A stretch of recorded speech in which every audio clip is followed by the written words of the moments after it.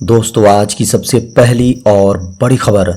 झारखंड में शिशुपाल वध वाले ट्वीट पर मचा बवाल। झारखंड में निशिकांत दुबे का एक ट्वीट वायरल हो रहा है।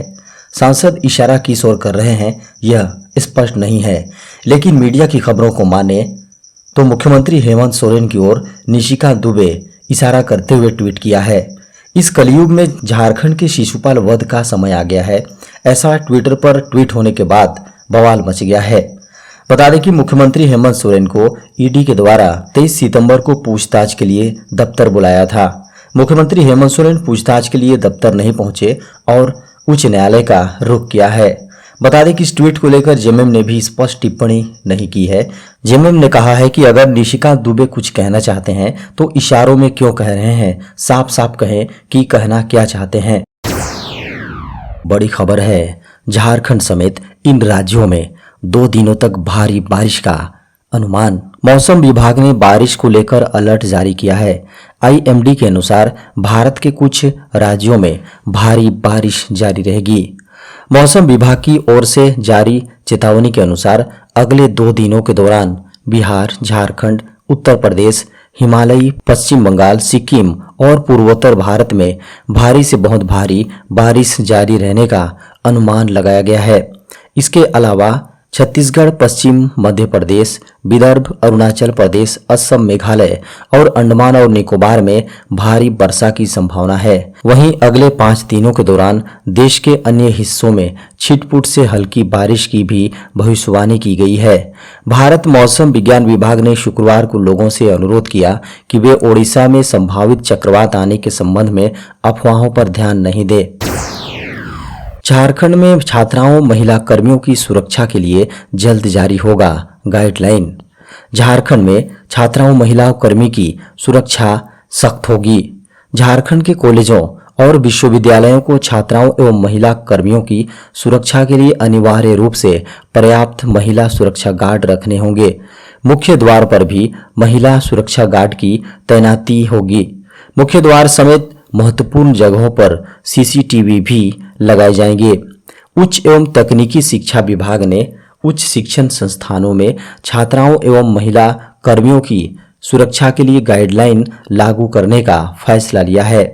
बता दें कि इसका ड्राफ्टिंग भी कर लिया गया है, जिस पर 30 अक्टूबर तक लोगों से सुझाव एवं आपत्तियां मांगी गई हैं। बता दें कि छात्राओं की सुरक्षा को लेकर उठाए गए कदम की भी जानकारी भी इसमें समाहित होगी। कॉलेजों एवं विश्वविद्यालयों को छात्राओं की सुरक्षा के लिए हैंडबुक भी तैयार किया जाएगा, जिसे वेबसाइट पर अपलोड किया जाएगा। बड़ी खबर है, फुटबॉल मैच के दौरान हुई वज्रपात में 2 लोगों की दर्दनाक मौत। झारखंड के दुमका से बड़ी खबर है। यहां शनिवार शाम को एक फुटबॉल मैच के दौरान मैदान में वज्रपात होने के कारण 2 दर्शकों की दर्दनाक मौत हो गई है, जबकि 3 अन्य जख्मी बताए गए हैं। बता दें कि मीडिया की खबरों को माने तो घायलों में से 2 की हालत बेहद नाजुक बताई जा रही है। बताया गया है कि यह घटना उस वक्त की है जब आंधी के साथ तेज बारिश शुरू हो गई और कई दर्शकों ने बारिश से बचने के लिए हंसडीहा इलाके में मैदान के बगल में बने एक तंबू के नीचे शरण ली। खबरों को माने तो सभी घायलों को सरैयाहाट सामुदायिक स्वास्थ्य केंद्र ले जाया गया।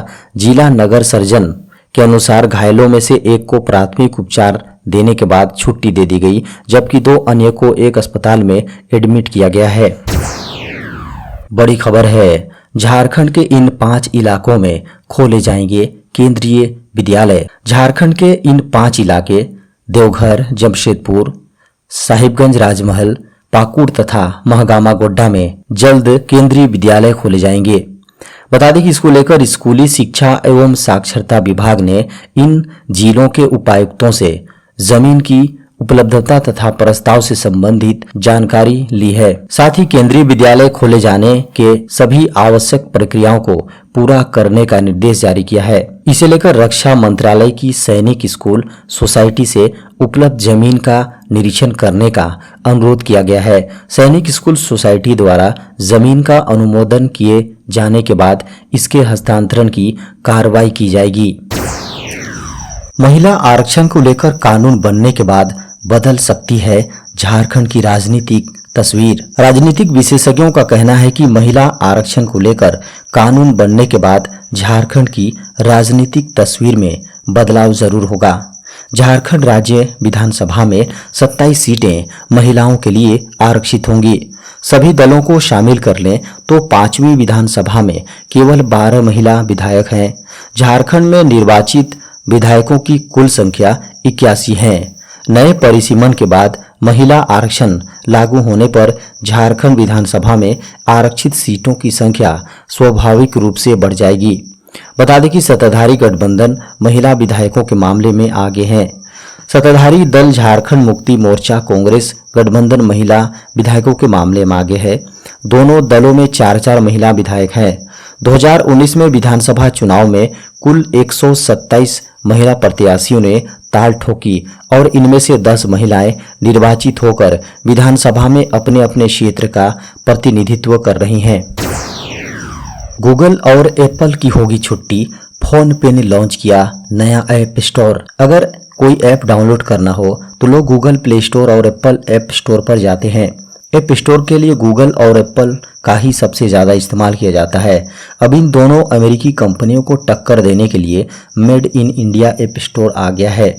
दिग्गज डिजिटल पेमेंट कंपनी फोन पे ने स्वदेशी इंडस ऐप स्टोर लॉन्च किया है।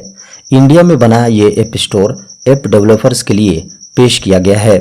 लेटेस्ट ऐप स्टोर पर वे अपने बनाए ऐप लिस्ट कर पाएंगे। Indus app store app developers के लिए कई फायदे लेकर आया है। यह प्लेटफॉर्म डेवलपर्स को शुरुआती दौर में कई तरह की रियायत देगा। इसके आने से गूगल और एप्पल को सबसे बड़ा खतरा पैदा हो गया है।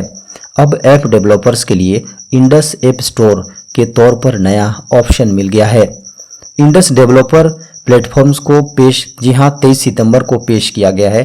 फोन पे के ऐप स्टोर पर पहले साल के लिए रजिस्ट्रेशन और ऐप अपलोड करना फ्री है। आरबीआई ने किया 2 और बैंकों का लाइसेंस कैंसिल। भारतीय रिजर्व बैंक यानी आरबीआई लगातार बैंकों के खिलाफ कार्रवाई कर रहा है जो नियमों को नहीं मानते हैं। आरबीआई ने 21 सितंबर को तिरुवनंतपुरम को अनंत शयनम सहकारी बैंक लिमिटेड का लाइसेंस कैंसिल कर दिया था। अब केंद्रीय बैंक ने 2 अन्य बैंकों के लाइसेंस भी कैंसिल कर दिए हैं। उनके बैंकिंग कारोबार पर प्रतिबंध लगा दिया गया है। आरबीआई को माने तो अगर बैंकों को अपने बैंकिंग कारोबार जारी रखने की इजाज़त दी गई है तो इससे आम जनता के हित प्रभावित होंगे। अब आरबीआई ने 2 और बैंकों का लाइसेंस कैंसिल कर दिया है। इनमें कर्नाटक का मल्लिकार्जुन पटाना सहकारी बैंक और यूपी के बहराइच का नेशनल कोऑपरेटिव बैंक लिमिटेड शामिल है। किसान सम्मान निधि योजना की 15वीं किस्त का इंतजार जल्द होगा खत्म। प्रधानमंत्री किसान सम्मान निधि योजना के लाभार्थी किसान 15वीं किस्त का बेसब्री से इंतजार कर रहे हैं। 14वीं किस्त 27 जुलाई को जारी हो गई थी और अब 15वीं किस्त जल्द ही जारी होने की संभावना है। मीडिया की खबरों को माने तो पीएम किसान सम्मान निधि योजना की 15वीं किस्त नवंबर से दिसंबर 2023 के बीच आने की संभावना है। हालांकि केंद्र की ओर से अभी तक इस मामले में कोई आधिकारिक घोषणा नहीं की गई है।